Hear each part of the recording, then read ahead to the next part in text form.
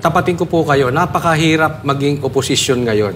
Kasi ididemanda ka, nakikita naman natin sa ating mga kaibigan na talagang ginigipit at dinidemanda, lahat na, no? Pinapatawag.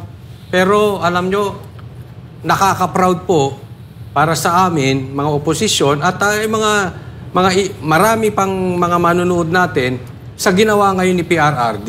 Talagang, ito yung sinasabi natin na leadership. Yung leader, gagawa. Yung mga tao, sumusunod. Hindi katulad nung iba, tingnan nyo si PRRD, hindi nagtago sa saya ng mga vloggers niya. Hindi nagtago sa anak niya. Humarap siya mismo.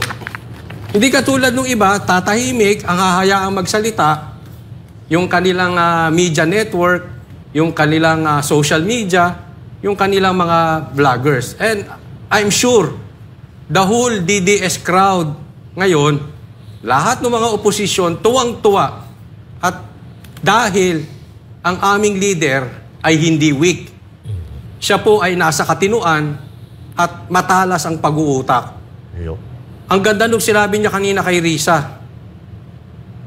Parang gusto niya lang sabihin, wala kang alam. Hindi ka nag-mayor. Wala kang alam. Alam nyo, kaya ang taong bayan nakikinig kay PRRD dahil meron siyang bragging rights. Meron siyang Davao na napakadumi at nilinis niya. Yun ang pagkakaiba ng ibang mga politiko natin na puro daldal.